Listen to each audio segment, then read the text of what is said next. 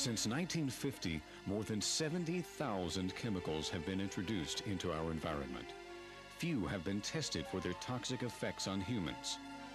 We are conducting a massive toxicological assault on the American population, and our children and our children's children are the experimental animals.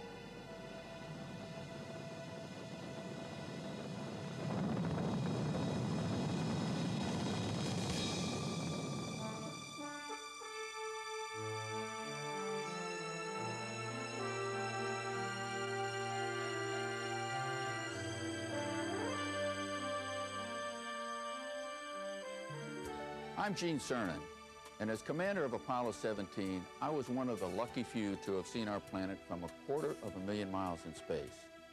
Earth, our home, wrapped in a thin, life-sustaining atmosphere. It's simply overpowering.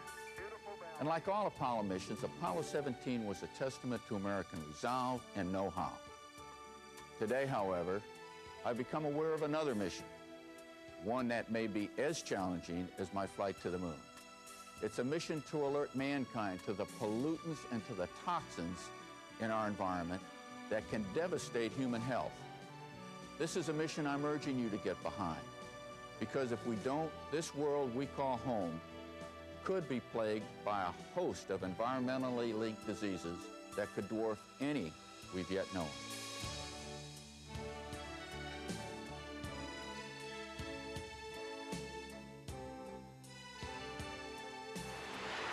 Modern technology has provided mankind with incredible advances and benefits.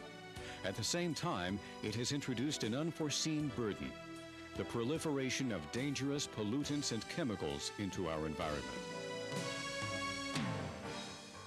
Toxins are hurting our health. Chronic disease continues to rise at an alarming rate.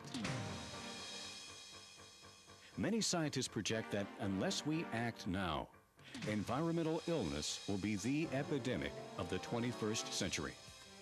There's hardly a disease that is either not caused or exacerbated by the environment. Now, there are diseases that have both a genetic and an environmental component, but there is, in most cases, an environmental component. There is a great increase in our population over the last 10 to 20 years of neurodegenerative diseases such as Alzheimer's disease, Parkinson's disease, amyotrophic lateral sclerosis, or Lou Gehrig's disease. And most of us know people or have people in our own families who have various dementias or cognitive disorders. The fact is that there are many people, millions of people, that are suffering from this disease, including children, in a variety of subpopulations in the United States that seem to be very susceptible to this kind of disease, including minorities such as Hispanics, Afro-Americans, and the young and the elderly people. No one is immune from the devastating effects of environmental illness. Studies indicate that its impact has been grossly underestimated. In the past, victims had nowhere to turn for help. Their symptoms could be managed, but few treatments and cures existed. They stood alone. That is, until today. Well, a few years ago, when I was an organized crime prosecutor, I had gone out into private practice, and I moved into a building and was exposed to various chemicals that caused me to become ill. This is otherwise known as sick building syndrome. And in my quest to regain health, I began talking to America's top scientists. And what I discovered was that there's very little known about environmentally related disease. I learned that this is true because there's very little research. And I learned that there's very little research because there's very little funding. My personal story is just a tip of the iceberg of what's happening all over America. And it is this void and this need that inspired the birth of the Environmental Health Foundation. Many worthy environmental organizations protect our oceans, forests, and wildlife for our future generations. But what about you and me right now? The Environmental Health Foundation fights disease caused by pollutants. We fund research to find treatments and cures. And through education, we empower people to modify their lifestyles and prevent environmental illness. In 1995, the foundation launched its national research campaign by organizing the Environmental Health Summit. Many of America's finest scientists from the National Institute of Environmental Health Sciences, the Environmental Protection Agency, and top university medical centers across the United States convened in Arizona for this historic event. This conference will stimulate the activities of this Environmental Health Foundation to create a mass movement in the United States that's concerned with developing a research agenda to really wage a war on diseases that are caused by toxic agents in the environment. They accomplished their mission of identifying the biggest environmental health concerns facing America today and designing a national blueprint to prevent, treat, and cure diseases caused by pollution. The Foundation's Scientific Advisory Board ensures that the most promising opportunities to find cures are aggressively pursued. Cutting-edge research is already underway at prestigious medical centers throughout the United States. 1 in every 6 preschool children has unsafe levels of lead in their blood. 30 seconds? Okay. In this laboratory, with the support of the Environmental Health Foundation, we are conducting research to explore differences in individual susceptibility to environmental toxins. We're focusing on lead.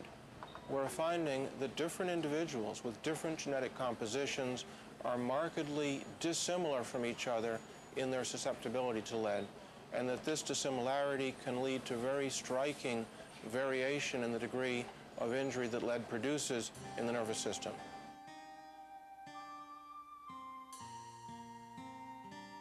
Each year, indoor air pollution costs America $1.5 billion in medical bills and tens of billions in lost productivity.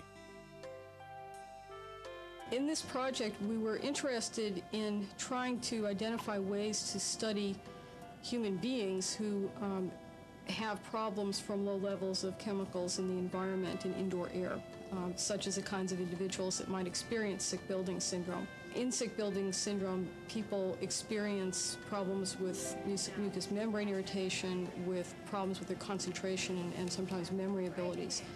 As you mentioned, we are studying real people who we recruited from the community, people who are working out there, who feel that they have difficulties with indoor air problems.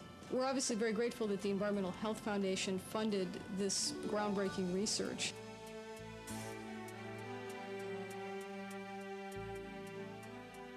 This is not a responsibility of scientists alone, or government alone, or industry. They all need to be there, but equally important, the public needs to participate. We can fight environmental disease without compromising our industrial backbone.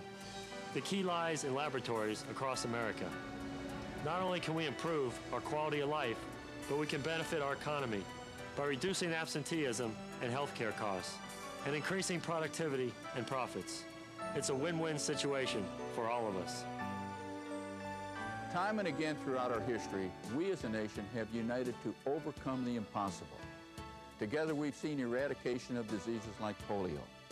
People fish again in waters once thought to be dead. Cities once cloaked in soot now proudly display clean skylines.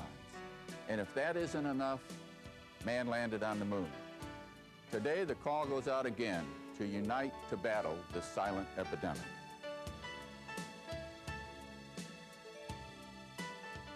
The notion of actually forming a private-public partnership and actually creating public awareness of environmental health as a problem, there's never been anything quite like it. 3 to 4 This is the only organization that I knew that is working at the grassroots level to involve the public in all the issues related to exposure to environmental chemicals, educating the public, helping support research activities to address important questions in environmental health sciences.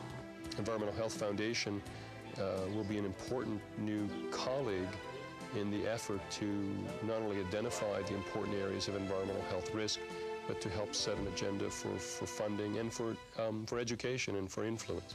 We can bring down human suffering. And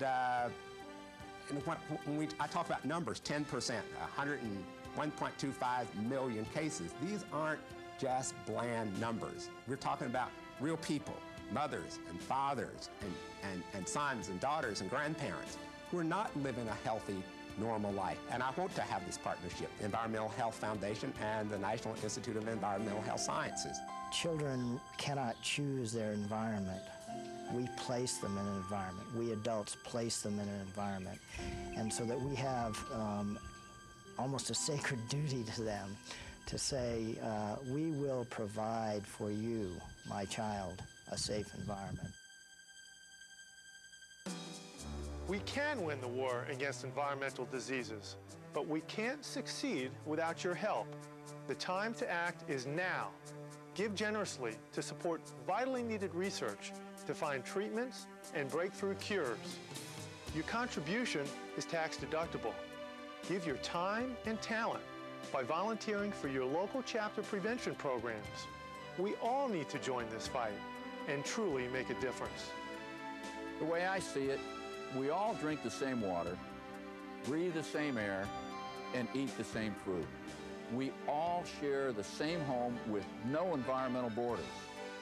It's a beautiful home, this place we call Earth, and together we can now make it a better place for us all and create a healthier future for our children.